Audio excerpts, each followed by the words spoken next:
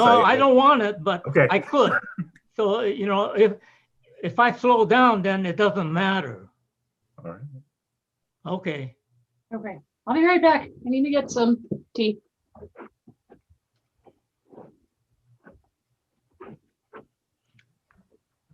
I guess we need a timekeeper to, you know, keep us on time here, on schedule. Yeah, I'll kind of watch it, Bacon. And go Okay, from there. okay. So Rachel, would you like me to throw up a background or anything? about what? Was just asking Rachel if she wanted me to throw up a background. Are we on? See, okay. I couldn't catch some of those words. Oh, a background so you're not seeing us. Yeah. Yeah, unless folks have anything else they want to discuss. Sure. I saw that we had popped on live, but I didn't know if we'd actually start streaming yet. We're not streaming the webinar. We're live on YouTube. Okay. We haven't shared that link yet, so Oh, good, good. we're good. I was just making sure the sound was fine on the YouTube stream, so Excellent. Okay, does it sound all right? I think so. Okay.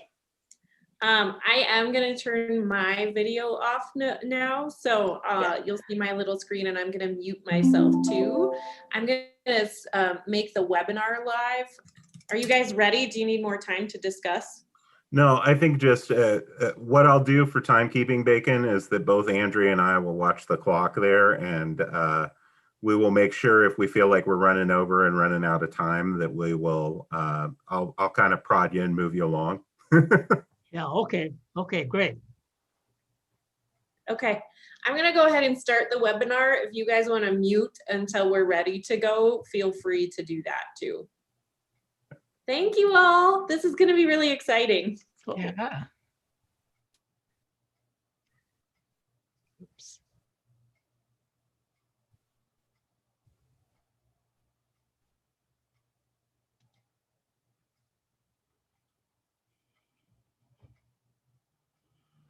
Okay.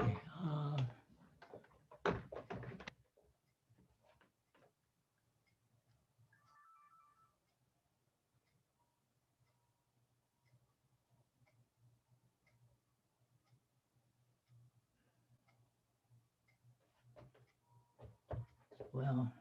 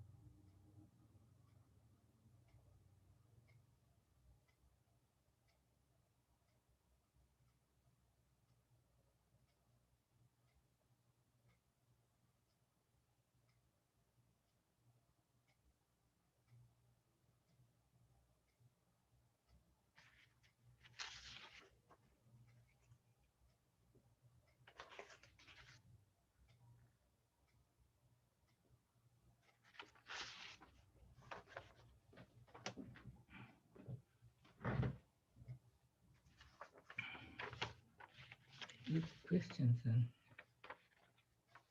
Okay. Rachel. Oh.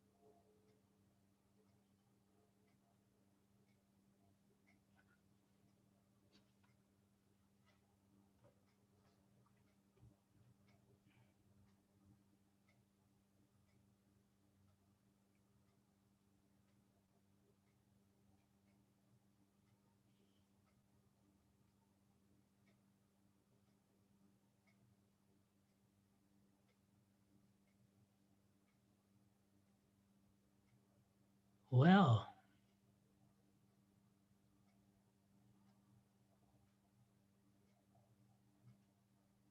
Okay.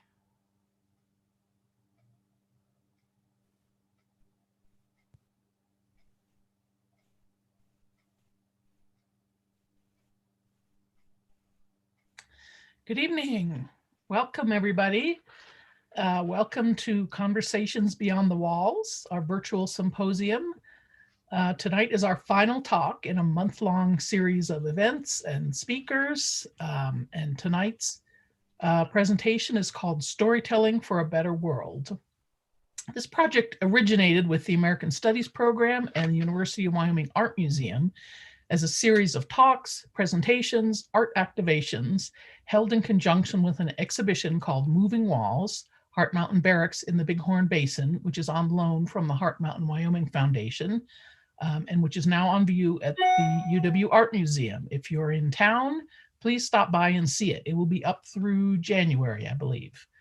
The goals of this series are to honor the history of Japanese American peoples incarcerated by the US government in Wyoming and beyond during World War II, and to integrate arts with complex cultural issues. In doing so, we hope to use a historical event to address contemporary narratives such as global human migrations, displacement of peoples, power and control, empathy and belonging, homesteading, resiliency, diversity, and social justice issues of today.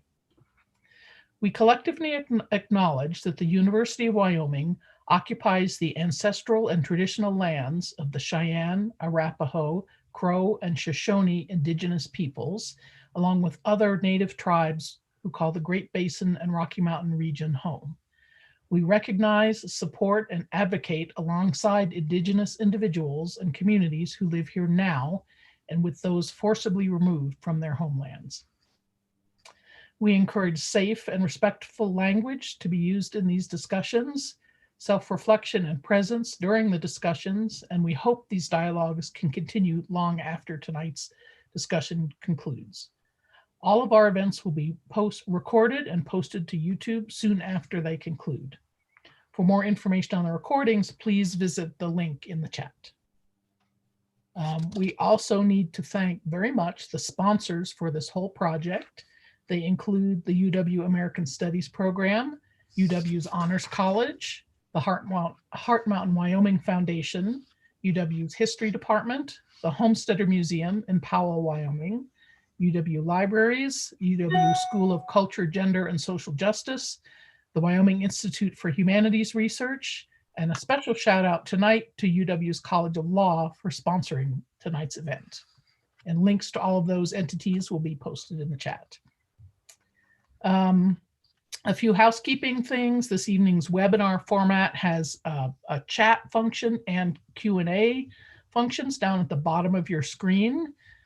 You can chat and comment throughout the presentation if you'd like. You can ask questions there. If you have a specific question to ask, please put it in the Q&A function, and we will pass that on to the panelists. There are two views you can switch between on your screen, either the speaker view, which will only show the person currently speaking, or a gallery view, which will show all of the participants. And you can decide which one you prefer. If you need transcription service this evening, there's a link that's been posted in the chat, and we'd like to thank Noelle Schatz for her assistance with that this evening. So let me introduce our three guests. Dakota Russell is Executive Director of the Heart Mountain Wyoming Foundation. Hi, Dakota. Previously, he spent 15 years with Missouri State Parks and Historic Sites, where his work in interpretation and cultural resource management took him everywhere from Native American village sites to frontier homesteads to Civil War battlefields. Russell believes that history benefits from a plurality of voices, and throughout his career has worked to ensure that diverse viewpoints and the stories of marginalized groups are better represented on the cultural landscape. Ora Tsunada Matsumura Newlin is an assistant professor of anthropology and sociology at Northwest College in Powell. A fourth-generation Wyomingite and fourth-generation Japanese American, her heritage involves intertwined stories of imprisonment at Heart Mountain, Tule Lake, and Manzanar, racially segregated military service, and hardships suffered by Wyoming railroaders who were fired because of their Japanese ancestry.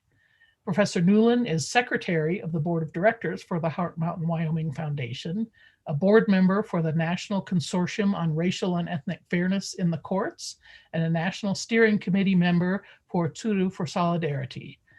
She actively educates about the contemporary relevance of Japanese American incarceration and has delivered presentations to legal and lay audiences around the country.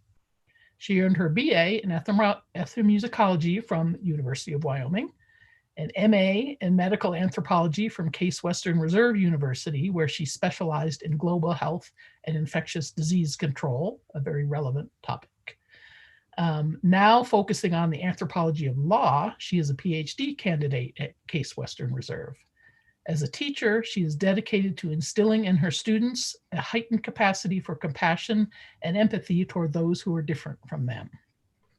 Last but certainly not least, Harumi Bacon Sakatani turned 13 years old while on the train to Heart Mountain, where he was incarcerated for the next 3 years.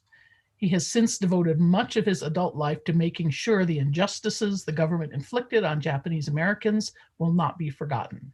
Known to many as Mr. Heart Mountain, Sakatani was an early and active member of the Heart Mountain Class of 47, the Heart Mountain Reunion Committee, and the Heart Mountain Wyoming Foundation.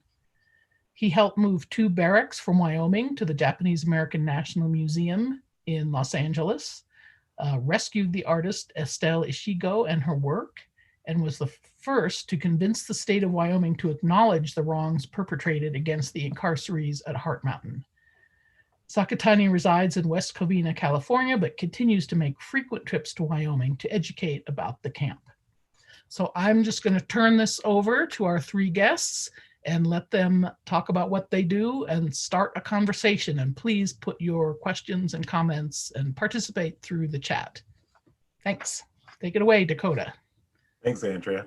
And I do want to say thanks on behalf of all 3 of us to the University of Wyoming for making this symposium happen. This has been a really fantastic highlight of the month. And I hope a lot of you have been to some of the other programs. If you haven't, they're all on YouTube, and it's really been fantastic just with the diversity of programming that we've been able to offer through this.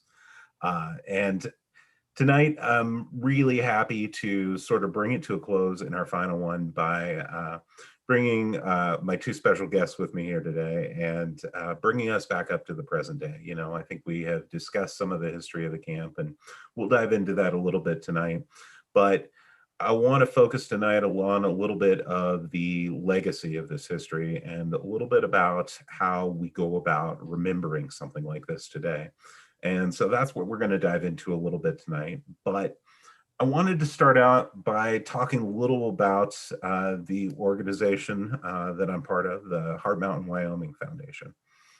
And the foundation is probably best known for running Heart Mountain Interpretive Center in Northwest Wyoming. I hope a good deal of you have been. If not, I definitely encourage you to come here. We are located on the site of the former camp, and we've really got a world-class museum out here in Wyoming.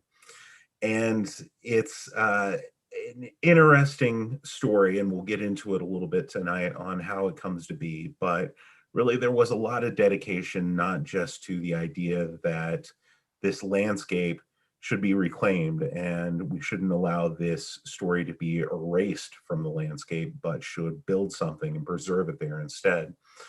And, you know, we wanted to do that, but we also wanted to position ourselves as a very forward-thinking organization. We like to say at the museum that we are a future-looking museum, that we don't just look to the past and look to remember the story, but we look at the ways in which it can affect us and impact us in the present day, the ways in which we are still dealing with the conversations about immigration, about race, about national security versus personal liberty. These issues are still alive and breathing within American culture, and really putting them under glass and trapping them in the past is not the way to handle it. And so we try to bring it right up to the present day, which is why it's such a pleasure to focus on this tonight. We are an interesting museum in that we serve a lot of different audiences. Primarily the folks coming through on a daily basis are folks who may never have heard of Japanese American incarceration before. We're only 50 miles outside of the East Gate of Yellowstone. And so a lot of the folks who come through were really a side trip on the way to their main destination there. And for many, this is their first introduction to the story and their first understanding of what happened to Japanese Americans during World War II. And so we try to engage with them and tell them the story from the very beginning. But we also like to think of ourselves as a community foundation as well, and that we provide a service to the local community. And a lot of this for us is trying to engage with the present day and engage with issues that are of importance to our community that we feel qualified to speak on there. And so throughout the year, we hold different programs, different events that not only talk about the history of the camp, but talk about what's going on now. And so we've had a lot of great events that touch on issues of immigration and race today. And we try to offer a full calendar of those and really be of service and provide a safe space for people to talk. I think it's something that is lacking right now, especially lacking right now, I suppose, as we are mostly talking through the computer screen there. And there is something different about providing a place for dialogue and conversation, and that's what we hope to be. And of course, the final group of people that we serve is the bulk of our members who are closely connected to the camp personally, who either were incarcerated here during World War II, or they are family members, are descendants of folks who were.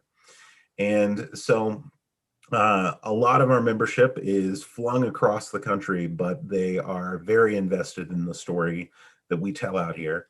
And so we also try to focus the story on them and making sure that this story resonates with the people who, are directly affected by it, either because they were here or because they have loved ones who were. And so with that, I kind of want to turn things over to Aura to talk a little bit about the idea of pilgrimage at Heart Mountain and a little bit about what this organization means to her as a Heart Mountain descendant. Sure. Thank you, Dakota. And thank you, Andrea. Hi, Bacon. Yeah, so as was mentioned previously, I am a descendant of Heart Mountain incarcerees. My grandmother's family was incarcerated at Heart Mountain. I have a picture that I'll share in just a minute, but as part of an introduction, I guess I live in Cody, Wyoming right now, so I'm able to live and work right next to this site where my relatives were incarcerated.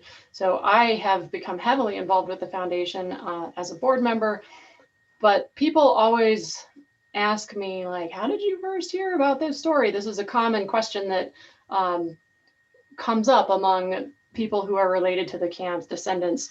How did you first learn about this? And I think a really common story is that people didn't learn about it until they were much older, because folks in Bacon's generation and his parents' generation, they didn't really talk about it after the war. And so the story of how people came to reconnect with the site is a really important story that's part of the history of our foundation. Okay, I'm going to share my screen here. And should be able to see my slides now. So this is actually a photo of my relatives in front of their barrack at Heart Mountain. I should clarify that my grandmother herself, here all the way on the right, with my grandfather also on the right, She herself was not incarcerated at Hart Mountain, but her parents and all of her siblings were. So this is the only picture that I have of the whole family, including my grandmother, who was there visiting. And one of the ironies is that because she wasn't on the original roster there, she could come and go freely while her parents and siblings had to stay locked up behind barbed wire. And I don't know, maybe it was because she wasn't incarcerated that I did hear stories about Hart Mountain growing up, or maybe our family was just more open anyway. I've heard from other cousins and such that at least in this particular family, there were a lot of stories told about the incarceration. For me personally, let me see, maybe. For me personally, I don't really remember a time when I hadn't heard about Hart Mountain and that I hadn't known that something very important had taken place here. I was born and raised in Riverton, Wyoming, which is in the center part of the state. But this is a picture from 1982 with me being 2 years old here and my big sister here at age 6. And here we are in front of the monument at Hart Mountain with the list of names of those who served in the war. So literally as long as I have memories, Hart Mountain has been part of it. And it's a credit to my parents and my grandparents for making sure that we did know about that. But then throughout my life as well, and this is a big credit to Bacon, and you'll learn about Bacon's involvement with making this site come alive from something that was really just a monument standing there all by itself to the beautiful museum that we have today. Bacon was one of the people who spearheaded these reunions, and ultimately they've become called pilgrimages back to the site. And my family had attended those all throughout my life. And looking back at them, they were all really important pieces of my developing my identity as a Japanese American Wyomingite. So this was in 1986. This is my great uncle, Clarence Matsumura, along with Mrs. Blackburn, who Bacon will talk about. She's one of the homesteaders here from Powell, who took the lead and made sure that something on the site was placed here for remembrance and preservation. Uncle Clarence served in the war while his family was incarcerated at Hart Mountain. And so here he is looking at that monument, and his name still is on that monument today. That was in 1986. Also in 1986, I didn't know this until I was looking through the photos that my mom had compiled. So thank you, Mom, for doing all of the grunt work of compiling all the photos. And because we're Japanese American, of course, everything was like really well labeled, and I know exactly when each photo was taken from my grandmother and to my mom. So thank you for that. But through these reunions, the Japanese American family has really become like a family that is connected to the camp experience. So I don't really remember this particular one, but here's Secretary Norman Mineta, along with, prize goes to whoever recognizes this guy. This is Min Yasui, one of the 4 cases that went to the Supreme Court challenging the whole era of incarceration. One of the cases was brought by Min Yasui, and he was a speaker in 1986. And it's hard to see here, but we have a picture of my grandma, my grandpa, and my mom sitting in the audience listening to him speak. And I wanted to include this because speaking to the way that these reunions developed a sense of family, I now work with Min Yasui's daughter, Holly Yasui, in the organization called Sudu for Solidarity that was mentioned. So it's wonderful to be able to come full circle and see these old pictures from those times. Fast forward to 1998, here's a picture of Bacon. He hasn't aged a day, except for his fashion is maybe a little bit better now than it was back then, but there's Bacon, who was always at the microphone. Our illustrious speaker from that year, Judge Lance Ito, and there's my big brother shaking hands with Lance Ito back in the day. 1998. Also in 1998, one of the things that has been an important hallmark of these reunions and pilgrimages is the fact that they're so intergenerational. It's a way for former incarcerees to come back to the site and maybe engage in some healing. It can be kind of cathartic for people to come back to this very painful site. But for kids like me, it was a place to hear more from my grandparents and also, you know, get to see my cousins and get to know some of the extended relatives that I didn't really know before. So here's a picture of my grandpa and my uncle, our family, great aunt and uncle here, my cousins and I in 1998.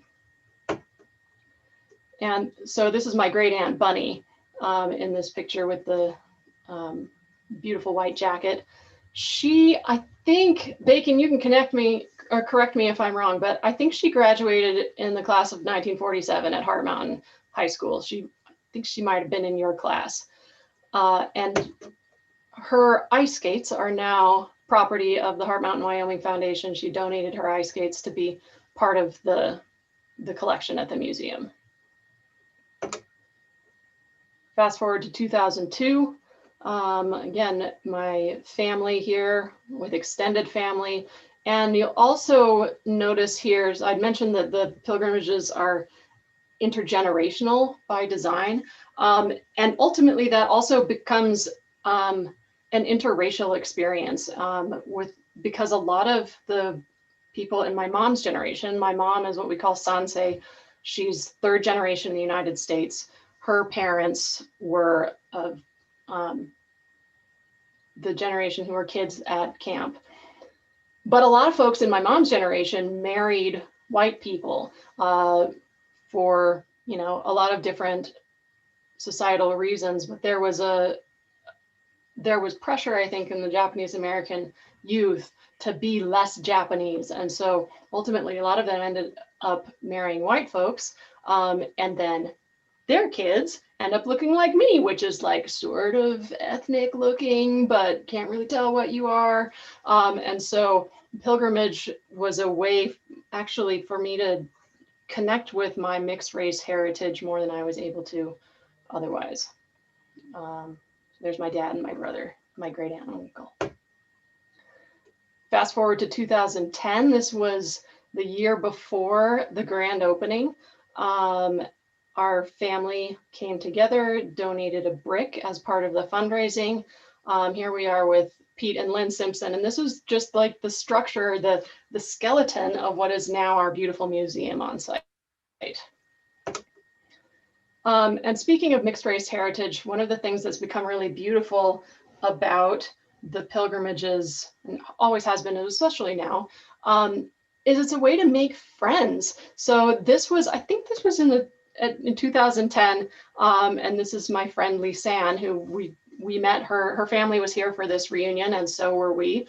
And there's this amazing experience of like seeing other people who look just like you. I had grown up in, you know, Riverton, Wyoming, where it's mostly not much of a Japanese American community, and I can go to these reunions and see other people who look like me. And that was an important thing as I grew up and thinking about my own identity and where I fit in. So Lisanne and I were laughing here because, for one, we look like we could be sisters, and we both have similar tattoos. So this is a family, again, developing a sense of family that's broader than just the nuclear family.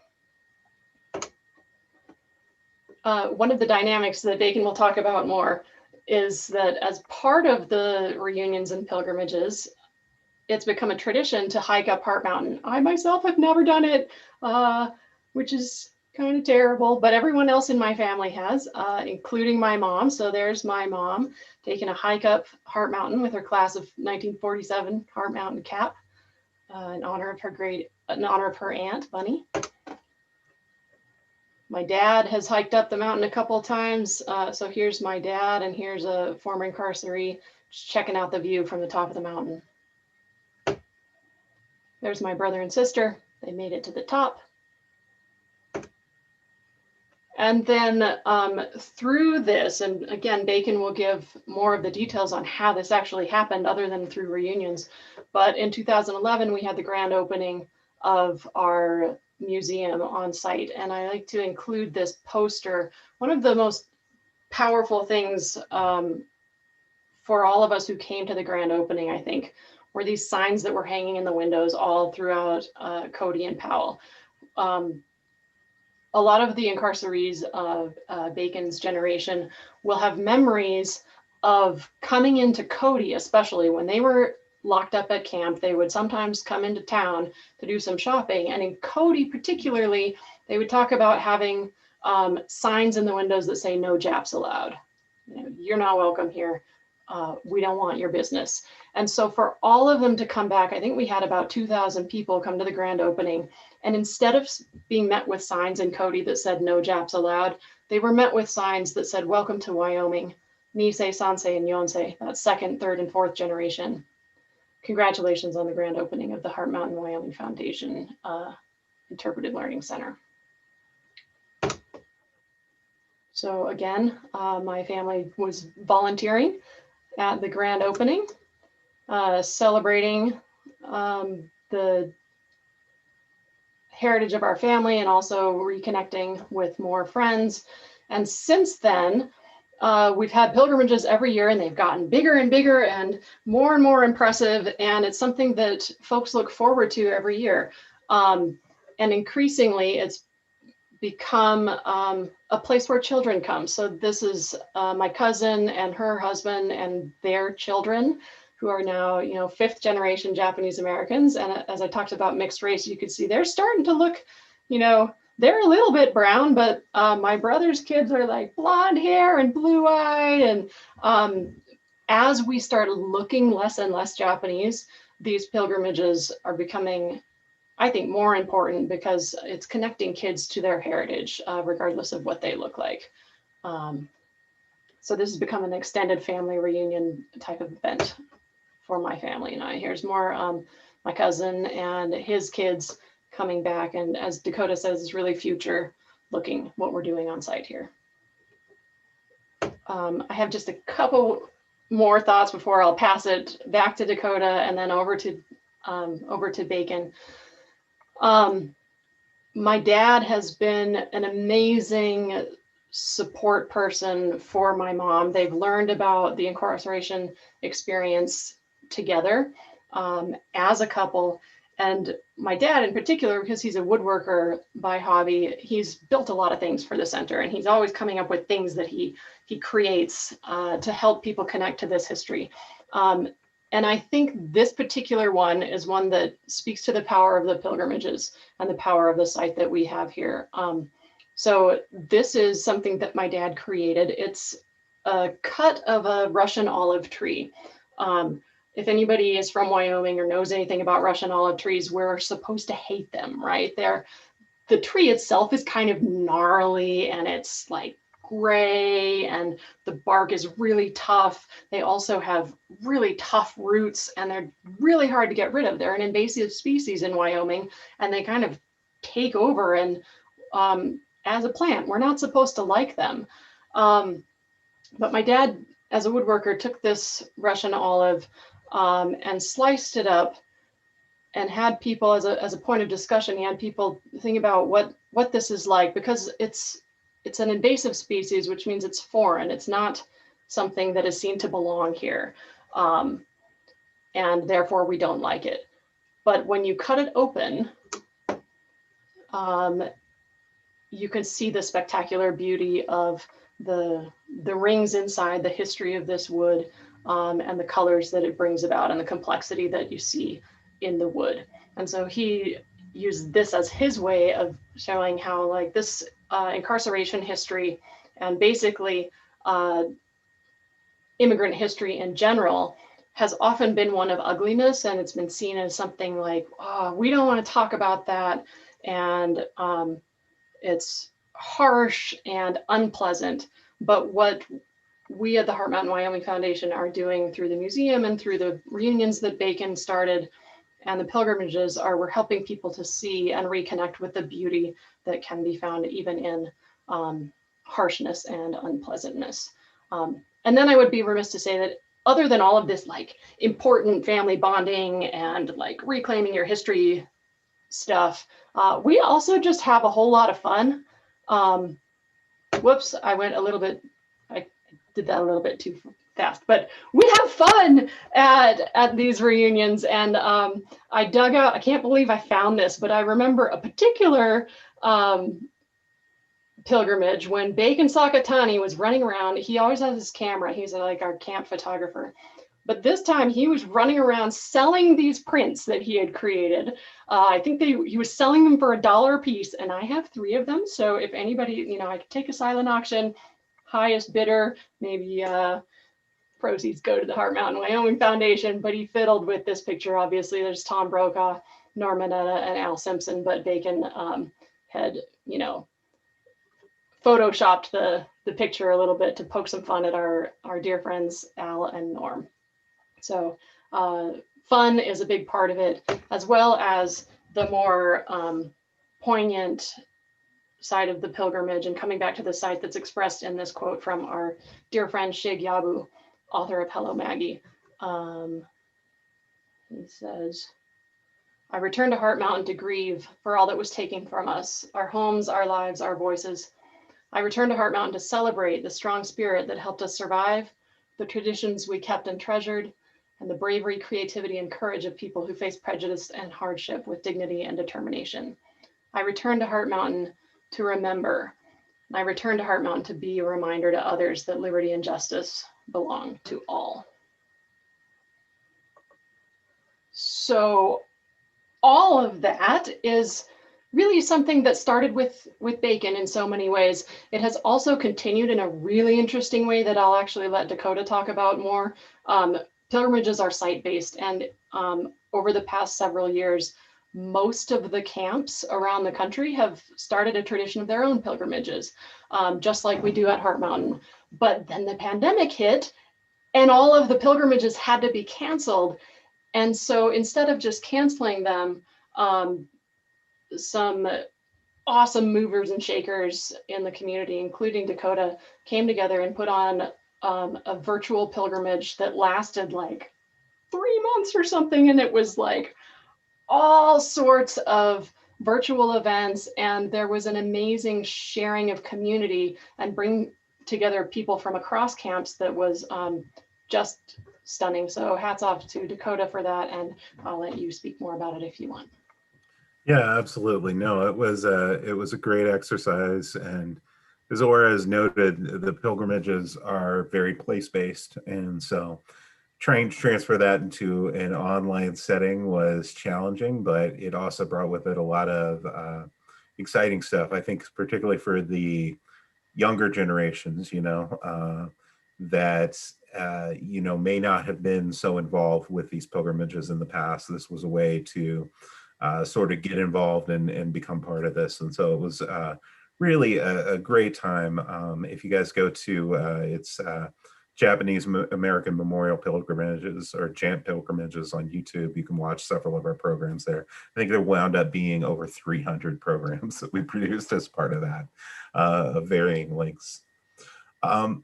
So I do want to go back a little bit to the beginning here and hand things over to Bacon there. And Bacon, I was contemplating this as Aura was talking there. I don't remember, you of course, as Andrea mentioned in the introduction, were at Heart Mountain as a boy. And now you live in California, but you've made several trips back to Wyoming. What's the count now? How many times have you been back here? Oh, at least once a year for the last, since 1984. Wow. So really kind of an amazing legacy. There's a reason he's called Mr. Heart Mountain there. And Bacon, if you can, I want you to talk a little bit, and I've got some pictures from you here, just a little bit about your experience coming back to Heart Mountain and what it was like, and what it was like to sort of figure out how you were going to remember this history, because you were there on the very ground floor of it. So I'm going to pass things over to you and pull up your slides on the screen here. Okay. Okay.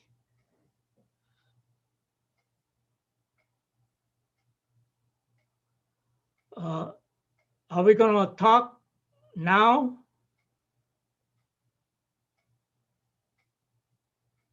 I can't hear you, You're Dakota. muted still, Dakota. Okay, I don't understand this format. Sure. Bacon, if you want to just go ahead and talk here, and I've just got some pictures pulled up behind you if you want to talk about what we're seeing here. Okay, the first photo is in 1944 when the Boy Scouts went to Yellowstone. It's really amazing that that we from the camp were allowed to go to Yellowstone. But the camp director in 1944 felt that the youngsters in the camp were too much under the control of the immigrant parents. And so the camp director felt that we should have some of the American way of life that the boys outside were enjoying. And so the camp director contacted the director of Yellowstone, and 500 Boy Scouts and Girl Scouts were able to spend 1 week at Yellowstone. And so that was the highlight of my 3-year stay at Heart Mountain. Okay, so I'm in the center in the white jacket. Actually, our troop was one of the newer troops, and there were only about half of the members shown there. When boys in our area found out that we were going to Yellowstone, many boys just joined our troop just to go to that trip to Yellowstone. Okay, let's move on to the next slide. Okay, here's the view of the camp. And so the Heart Mountain camp was closing in 1945. And here, this panoramic photo of the camp, you know, it shows 450 barracks that were there during the camp days. Okay, so in 1945, the camp started to close up. And so the camp was disappearing. And so the American Legion of Heart Mountain put up a monument to tell the people, you know, the visitors going by, that there was once a camp behind those railroad tracks. Okay, let's move to the next slide. Okay, the Heart Mountain incarcerees started to return to the areas, you know, in the 1960s and 1970s. They couldn't find the camp, so they had to stop by and ask the farmers, you know, where was the Heart Mountain camp? And so the homesteaders, those farmers who took over the area, they put up a monument showing the map of the camp, and so that people will know where to look. And they put the signs in the highway. And so I became friends with the Blackburn. And so in 1984, I made my first visit to see them. And the Blackburn showed me all over, all the many barracks that were scattered throughout the area. He was the water master, so he knew all the farmers in the area. He took me hiking. You know, that was the first thing we did, was to take a hike to the top of Heart Mountain, because I never did that while I was at the camp. Okay, so while I was there on my 1984 trip, they took me to the Republican fundraiser, and there I met Alan Simpson and his wife.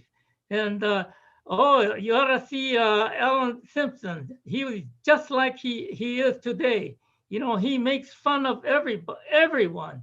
And at that time, Dick Cheney was just a congressman from the state of Wyoming, the lone congressman. Oh, Alan, he just beat Dick Cheney to pieces at that Republican fundraiser. And it was my pleasure to have met them at that time. And that started my long friendship with the Simpsons.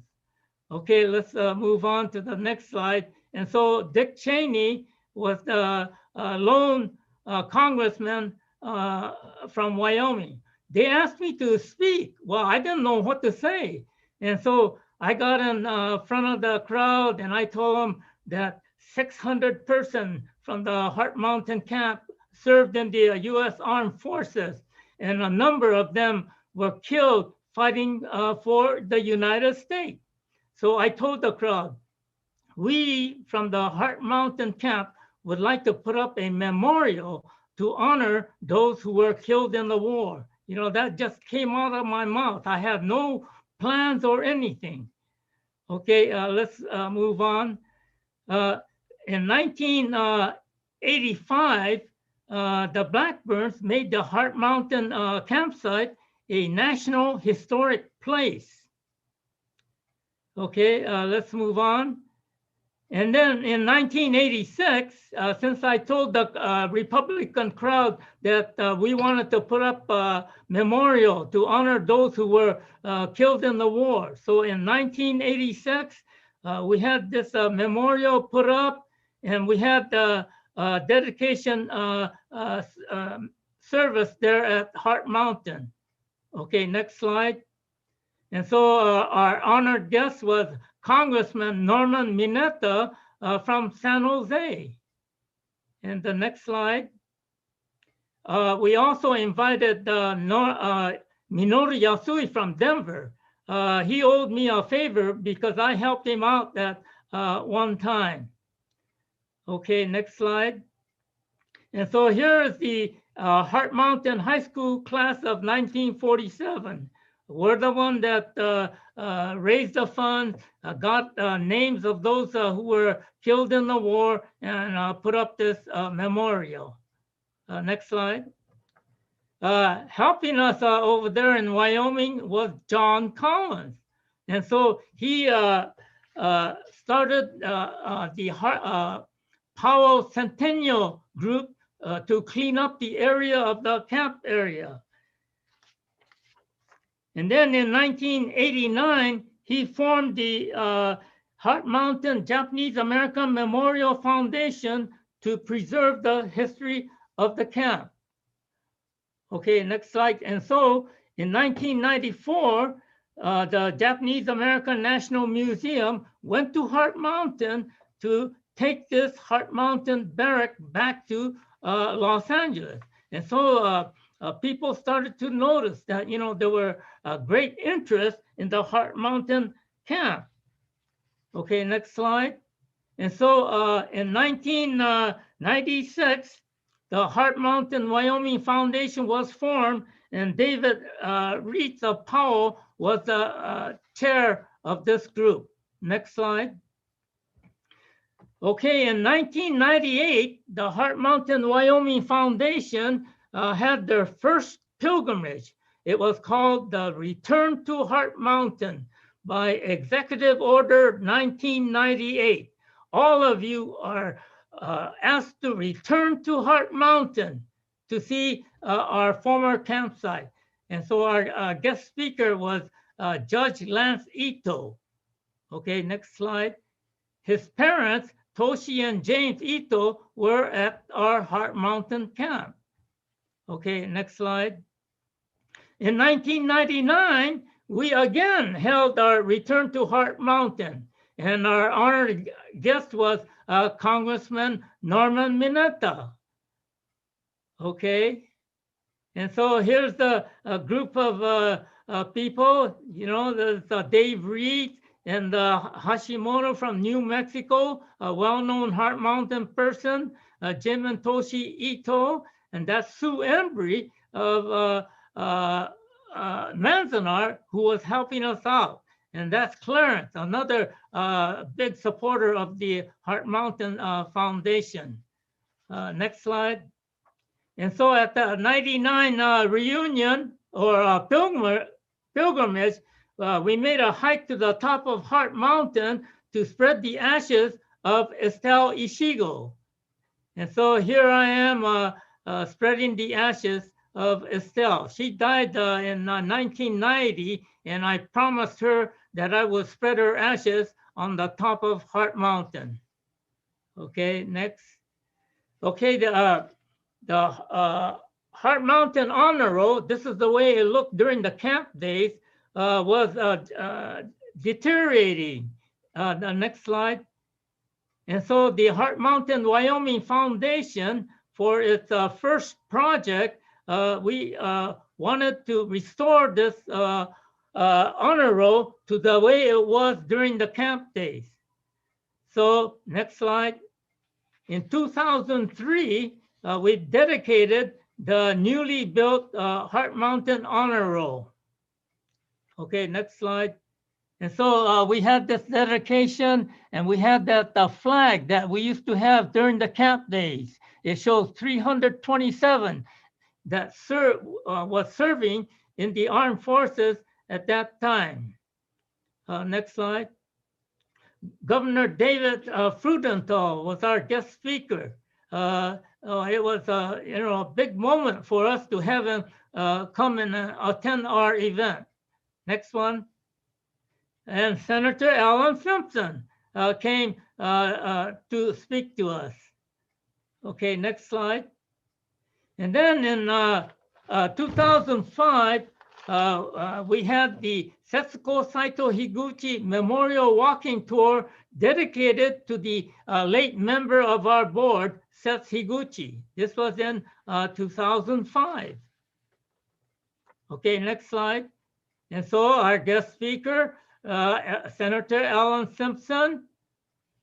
Next one. And Secretary Norman Mineta. Okay, next one. And so here's our crowd. Oh, we had a very nice crowd there. Okay, and so in the center, cutting the ribbon is Shirley Higuchi. She's the daughter of Seth Higuchi. Oh, so this was really a great event. And we had Governor David Frudenthal again. Next one. And of course, Senator Alan Simpson's always joking around. And we had the 2007 dedication for the National Historic Landmark. And here we are unveiling the plaque, the next sign. And so here's the plaque. At the right is Norman Mineta. And during that time, after we dedicated the National Historic Landmark plaque, Norman Mineta was honored to have a plaque anywhere in the United States, for his, dedicated national service to our country. So he picked Heart Mountain to have his plaque placed here at Heart Mountain. Okay, next one. And so in 2011, we worked several years to raise the money and buy the land. And in 2011, we were ready to dedicate the new interpretive center. Okay, next slide. And so we had a fantastic opening ceremony. We had this Shinto priest come and dedicate the building. Next slide. And here we are, the group. We're gonna cut the barbed wire, for the opening ribbon. Okay, next slide. And so here's the inside exhibit. Oh, it's really a fantastic exhibit that we have over there. So those of you who haven't seen this interpretive center, you people should go down there. It's really fantastic. Next slide. And then a couple of years later, we dedicated the fixing of this Heart Mountain chimney. So we stabilized it. That's what we did. Okay, the next slide. And so we got all those, not all those, but those people who were born at the camp, attend this and cut the ribbon for the opening of this Heart Mountain Hospital. Okay, next slide. Okay, I guess that was the end of our activity thus far. And then what we're going to do next is we're working on the Heart Mountain root cellar and the barrack. And so that's coming up next. Yep, absolutely. We continue to grow. We're working on hopefully, Dakota.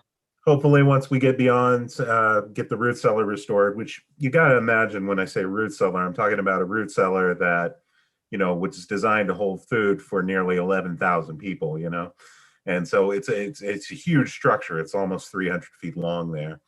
And so it's quite a challenge in itself to restore. And then we've got a barrack that we've moved back to the site from all the way over in Shell, Wyoming.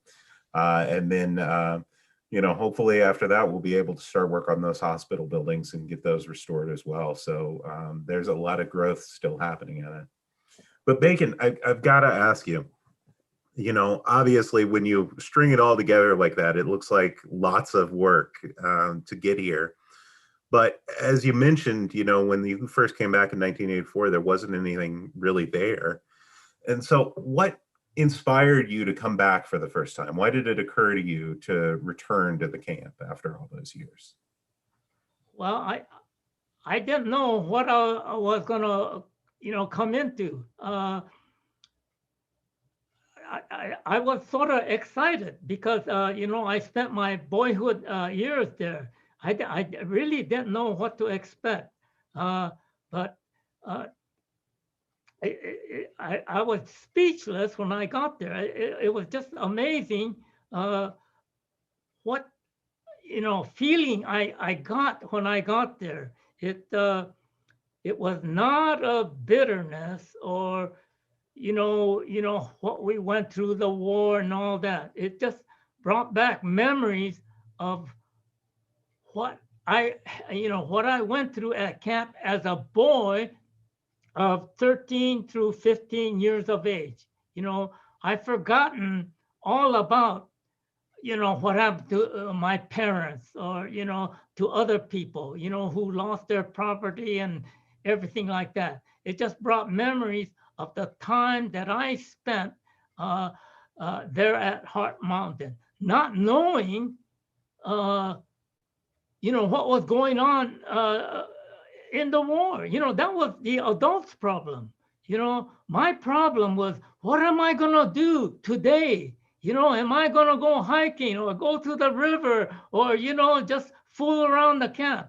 That was the kind of thought that I had. I had no feelings about the war. That's someone else's problem. And it just, it was just a completely new experience for me, as a farm boy. You live on a farm, you got your own house, and then a block away is the next farm. And then, 2 blocks away is the next farm. And so there's, it's not like a city life where, you roam around with a whole bunch of your friends and get into all kinds of trouble and do all kinds of things like that. When we came home from the school, we went out in the field and we worked, and so here at Heart Mountain, here, we are 10,000 people in 1 square mile. It was a completely new world for the teenagers. The adults, they had their problems, but for the teenagers, it was really a completely different world. We had, well, at first, we had no facility for recreation or nothing. And so we ran around in gangs, because there's nothing to do. They have no program. or, no sports equipment or nothing like that. And so the authority realized this. And so, they did everything they could to form a baseball group, basketball group, football group. Oh, the teenager, I'm telling you, we had so many things to do to keep us out of trouble. And it was a different kind of world for us teenagers. Yes. I have a question. Sorry to interrupt, Dakota. Do you mind if I ask Bacon a question? Thank you, Bacon, for telling us some of those firsthand stories. I think it's so important for people of my generation, just for people in general, to hear those stories of what it was actually like in camp. But since I know you, you just gave this really wonderful picture of how, like, for you, you said you didn't feel the weight of the war very much, and your concerns on a day-to-day basis were like, am I going to play baseball or am I going to go to the river? But for those of us who have known you since then, we know that there's some anger in you as well. And can you talk about, was there a point in your life when you looked back and started to become angry about what had happened? I know that you had been really adamant about getting an apology from the state of Wyoming. And what did an apology mean to you? Why even seek an apology? Why not just let things be? Because you had kind of a nice experience at camp, sounds like. Well, okay. So as a teenager, we didn't pay attention to the war. Okay, so the war ended. And so we left the camp and we went back mostly, to where we used to live. And I'm telling you, we really had a tough time. We lost everything. My father was picked up by the FBI and left my mother to, dispose of the farm as best she could. And now after we return, with no money, it was really tough. And this is one area that we don't want to talk about. It's it's embarrassing, to what we went through. Well, anyway, so we went through this period. And so, we all got education, we found jobs, and, we tried to be accepted by the white American. Well, in fact, before I forget, when I went back to California, we went to this high school.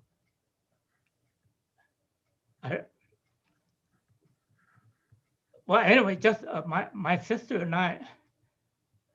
Wow. Yeah. Well, anyway, I'll have to finish this story.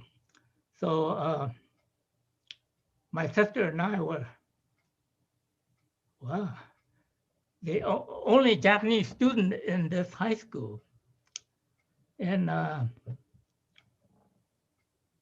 well, I remember, I didn't have any friends, so I remember going to the football field, and then I used to eat by myself. Wow. And then, well, anyway, in my senior year, we had this one class, civic class, and the teacher was a Navy veteran just back from the war. And I remember all of us in the class had to go up in front and talk about something. So I remember I went up in front of the class and I told them, I am an American too. And I said, we were in Pomona High School, and just over the hill was the Pomona Assembly Center. And I told my class, when the war started, I was in that camp over the hill. And then we were sent to Wyoming.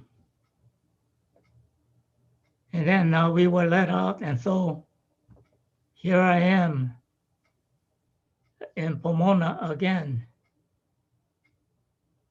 Wow. How did we get into this? Well, okay, who was I? Well, anyway, so,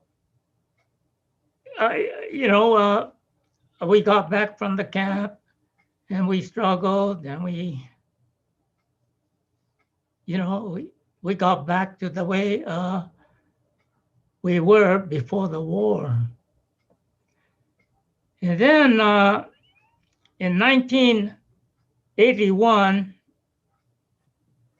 we from the Heart Mountain camp decided to have a camp reunion, a bunch of Boy Scouts, just a bunch of people, we were fooling around in the camp.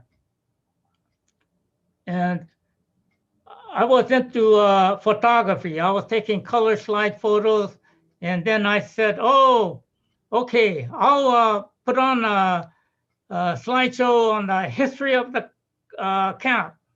I'll go get some photos and put on a slideshow. Well, I didn't know too much about the camp, nothing. And so I went to the library to read up about the camp.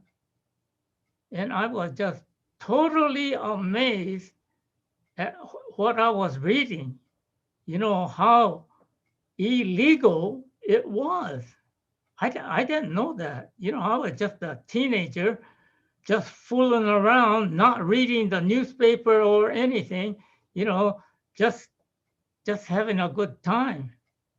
So anyway, it was my job to put on a slideshow to show the history of the camp.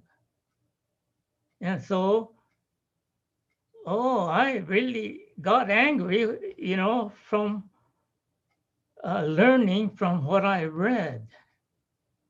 And so we started the Heart Mountain reunions and we got into a lot of things. And then the Heart Mountain Wyoming Foundation was formed. And one day we had an education conference in Powell at the college. So I've been giving my slideshow, and so I showed my slideshow on the history of Heart Mountain at the college. And so we got into a discussion about the camp. I was in my slideshow, I just tell them that, how wrong the camp was. And I don't know, I got into some discussion with some heckler from the crowd, and I just told them, it was you people from Wyoming who made this camp illegal. I made a huge mistake. I should have said it was the people of Wyoming who made the camp illegal. The people of Wyoming during World War II. But I made a huge mistake by saying it was you people of Wyoming who made the camp illegal. The people who were attending our conference there at Northwest College. And so right on the front row, I saw this tall white guy there. He was taking notes. It turned out he was the editor of the Powell Tribune. So in the next newspaper, he came out with this former internee wants Wyoming apology. Well, I didn't say I wanted an apology. I told the people I wanted Wyoming to acknowledge that there was a camp there. And so I called this editor up and I told him, your article is correct, but your headline is wrong. You read what you wrote. And it does say that I asked that Wyoming acknowledge that the camp was there. So then in the next issue in his editorial, next slide, so he stated, it's time to acknowledge a wrong. And so this is, what I said mistakenly, this is what it ended up as. And so what happened was a member of Powell got a hold of the mayor of Powell and the governor of Wyoming, and they came out with a sort of an apology, a sort of. Hey, where'd you get this? And so it does say in his first sentence, we wish to acknowledge the difficulties and hardship faced by the internees and the lack of consideration given to those housed at the Heart Mountain Relocation Center. That's all I wanted. I didn't want an apology. I just wanted to have someone official to say that there was a camp. That's all. To get an apology meant that, you have to go through the legislature and all that. And, it's going to create a big fuss over this. So I just wanted an acknowledgement. And this is what I got from the governor of Wyoming and the mayor of Powell.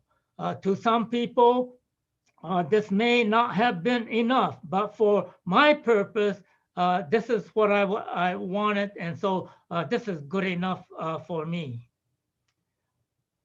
Okay, so that's my explanation of that acknowledgement. Thank you so much, Bacon.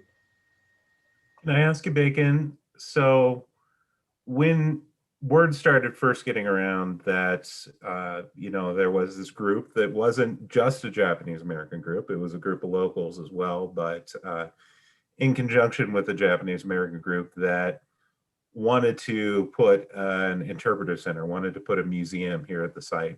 What was the opinion of people in Wyoming about that? Well, do I have to tell you? Well, I think Wyoming, the people of Wyoming need to be educated. I guess I better hold this down a little. I think, but, as long as I'm up here, I'll just say it. We're spilling tea tonight, Bacon. The Wyoming people, they think that we from the West Coast were put there for our protection, away from the bad people on the West Coast who wanted to attack us or maybe kill us and all that, we were placed in the Heart Mountain camp for our own protection, and this is so far from the truth. I mean, they have to read what the commission, the United States Congress, President Carter established the commission on the relocation of internees into the camp.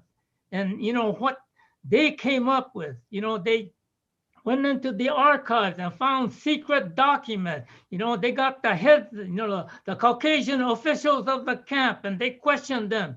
And they got 750 incarcerees and had them testify. And the result of all that testimony, going through the secret documents and all that, the result was the camp was all due to race prejudice, war hysteria, and the failure of political leadership. You know, this is what we have to get across to the people of Wyoming, you know, that this is what happened. And this is the job of our foundation. So, Ora, let me ask you a follow-up. As a native Wyomingite and a Japanese American there, do you feel like attitudes in Wyoming have changed since the foundation has been working here, since we've, you know, occupied that footprint that is the Interpretive Center? Well, I think the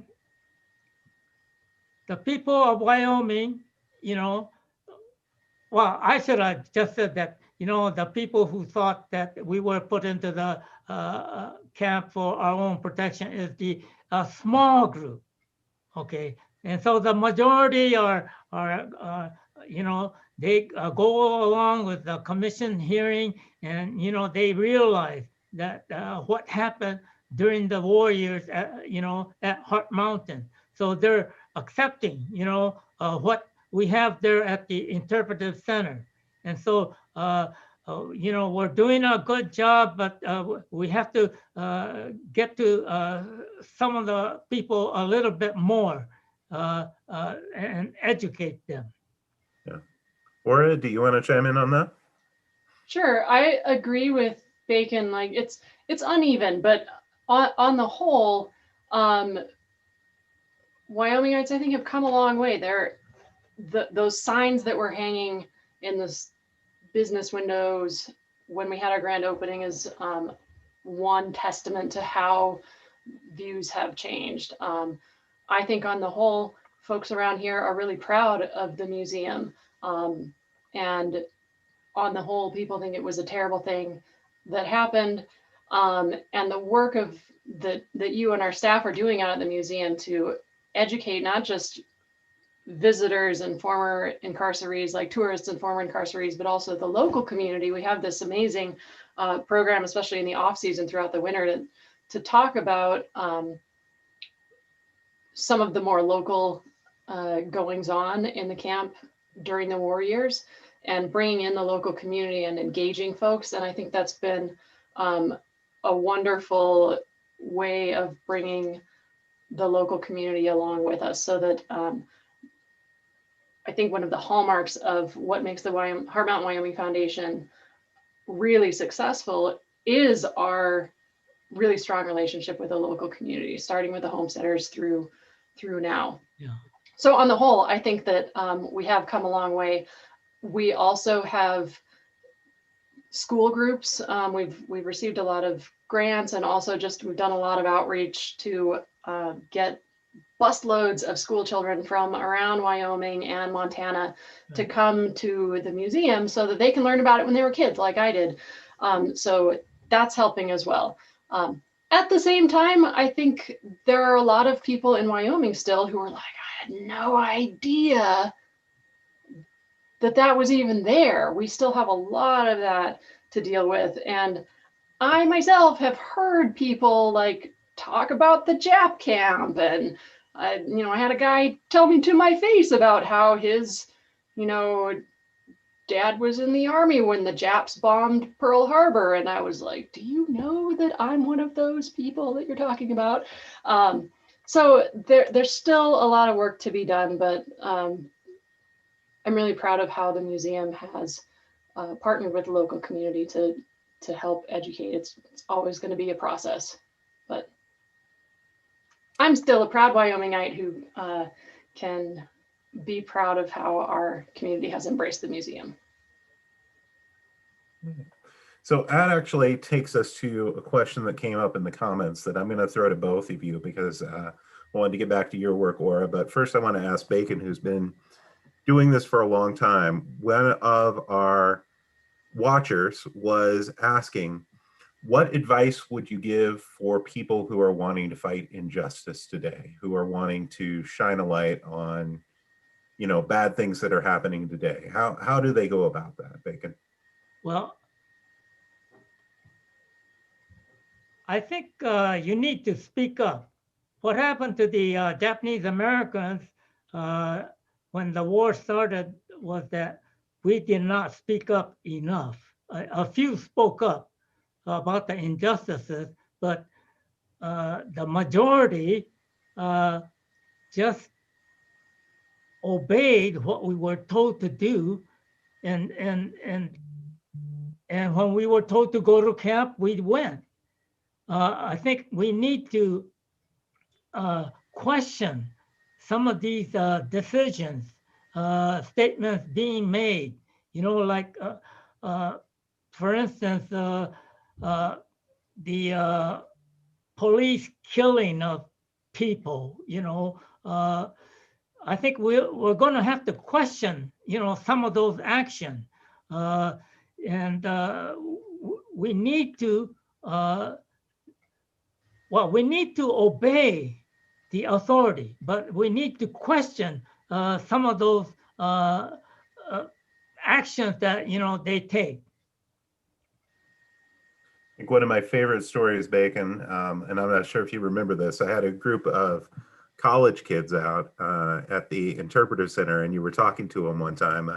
They were coming from a long way. I think they were all the way from Virginia that had come out here for a summer trip. And one of them asked you, I remember, you know, is this going to happen? Could this happen again? And you said to them, you know, I hope not, because I hope you kids would be louder. You know, I'm counting on you guys to be loud and to speak up when all of this happens. And, you know, that's what I hope when Ora talks about the school kids. You know, I hope we're raising a generation of loud kids. Or I want you to chime in a little bit on this subject as well about fighting injustice, because as was alluded to before, you're active in Suru for Solidarity, which is a group of Japanese Americans engaged with, you know, working towards social justice in the present day. So do you want to talk a little bit about your work there and about what you do? Sure. So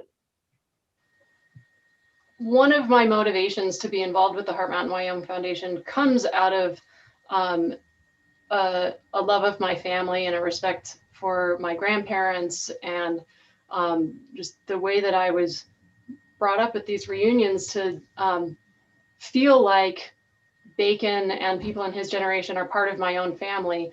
And so part of my work with the Heart Mountain Wyoming Foundation is driven by remembrance and honor and wanting to do right by them.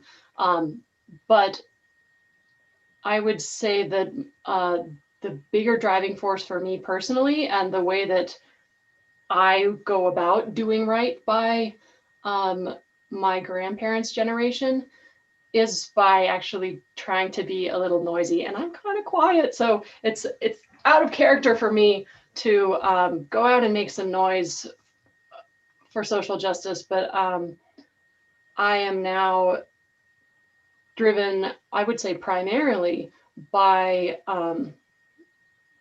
a desire to be noisy on behalf of folks who are being targeted by racism presently. So in particular, I'm, you know, kind of noisy about immigration detention policies. And Dakota had mentioned, or maybe Andrea had mentioned, I'm involved with a group of judges from around the country, the National Consortium on Racial and Ethnic Fairness in the Courts, where we're working for, you know, people of all colors to have a fair shake when they get into the court systems. So I am appalled by, you know, hostilities that I now see directed toward my Black friends and my immigrant friends, you know, my Latino friends and my Native friends. And I see all of this linked together as part of the same history, really, of, you know, of stereotyping the other. Whoever happens to be that unsavory other at any given amount of time is at risk. And so as a Japanese American, I feel like my role here is to use this history and use my heritage to be able to advocate for other groups. Because on the whole, like, I'm fine. Japanese American community has done well for itself, and now I see it as like maybe my responsibility to try and do well by others. Right. So delving back to the past a little bit, I know we're just have a few minutes left, but I'm going to try and pick up a couple more questions from the comments out here. And if I miss any, Andrea, feel free to chime in with them. But I had one just come in from Noriko that asks, what do you think of Mike Masaoka, spokesperson to represent Japanese Americans during the World War II? Is he a traitor or a saint? And Mike Masaoka was the head of the Japanese American Citizens League during World War II, was not incarcerated. And there is some controversy about him, you know, some people feel that, you know, he did a lot of work to make treatment easier on the Japanese Americans. Some people feel like he sort of towed the government line there and really did not represent the interests of the folks in camp. So let's delve into that controversy. Bacon, do you have any opinions on this one way or another? Well, I think he was doing sincerely what he and his group thought about the situation. You know, you use the word traitor. That's really a harsh word. He was just doing what he thought was right, you know, for the situation and the time period. You know, that's the way he was brought up, and his thinking, you know, were those of that time.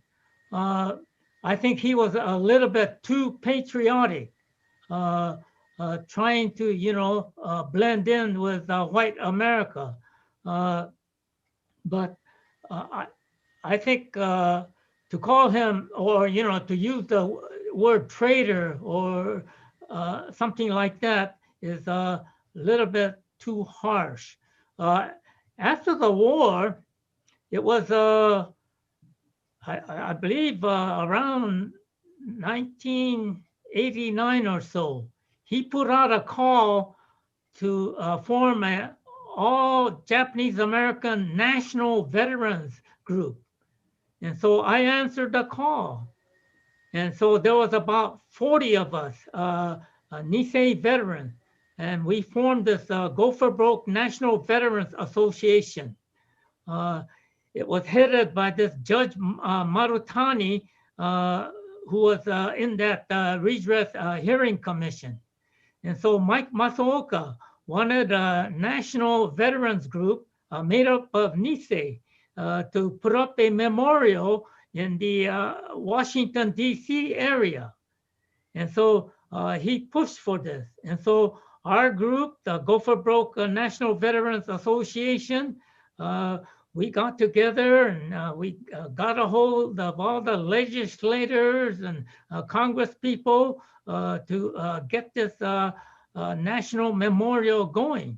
But we as a veteran could not put it up. So we formed a civilian type group and got this done. And so we, under, you know, the urging of Mike Masaoka, we put up the National Japanese American Memorial Foundation. And we put up this memorial in Washington, D.C., almost next to the Capitol, to honor the World War II Nisei veterans. And, you know, this came from Mike Masaoka. I think this gets back to something that we are really strong on when we talk to folks at the center, is the idea that there's not just one way to be a good citizen, you know, and we talk a lot about this with those who volunteered to serve in the armed forces during World War II from the camp, and those who resisted, who said, you know, it's not fair that we should be drafted out of the camps, you know, if we're not going to get our civil rights and our rights as citizens restored. And both of those points are equally valid, you know, it's hard for us to reconcile in our 21st century brains sometimes, and it was hard to reconcile at that time that there's more than one way to act as a good citizen there. We are running a little bit low on time. I got one more question that I want to field right here that's come in, which is, were Japanese Americans from Heart Mountain allowed to homestead after the camp was closed? Who are you asking? One of our viewers asked if Yeah. they were allowed to, if people from the camp were allowed to homestead after the war in Wyoming. No, you had to be a veteran, okay, and so veterans applied. You had to be, a qualified veteran. There was one Nisei veteran, Tak Ogawa. He originally came from Idaho, and he served in the U.S. Armed Forces during the war. And so when he heard about the homesteading in at Heart Mountain, he applied, and he was one of the lucky applicant, who got a piece of land there. So anyway, if the Heart Mountain people were veterans and qualified as such, then they would have been eligible. But Not it's camp, worth noting. Oh, sorry, Bacon. not camp people without being a veteran. And it's worth noting that the Wyoming legislature went to a great deal of trouble to let Japanese Americans from Heart Mountain know that they weren't really welcome in Wyoming after the war. And so a lot of folks were discouraged. Very few folks wound up settling in Wyoming after the war was over in any capacity. All right. Well, I think that is about our time for tonight. Thanks so much, Bacon and Aura, for having this conversation with us. I think it's really interesting to talk about the way that we remember things. And, I know it can get a little bit controversial at times, but I think that's part of what makes this kind of work so interesting. And these are important conversations to have. With that, I'm going to turn things back over to Andrea. Well, thank you all. Thank you, Bacon and Aura and Dakota, for a wonderful conversation and stories and bringing the past up into the present and looking to the future for this. And the work that the Heart Mountain Wyoming Foundation is doing is so important to keep this story alive and to keep those lessons front and center for everybody. So we really appreciate your time. We've had lots of compliments and thank yous coming in through the chat. People really appreciate this. And thank you all who've attended either this session or any of the sessions for coming and joining in this conversation. And it's been really a treat to organize it and manage it. And the exhibit is still up at the Art Museum for several more months. So if you're in Laramie, you can come see that. And all of these programs have been recorded, so you can find them on YouTube. So thanks everybody for a great conversation. And thanks for all the really good work that you're doing.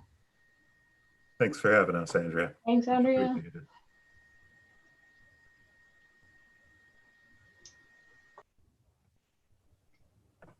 Whew.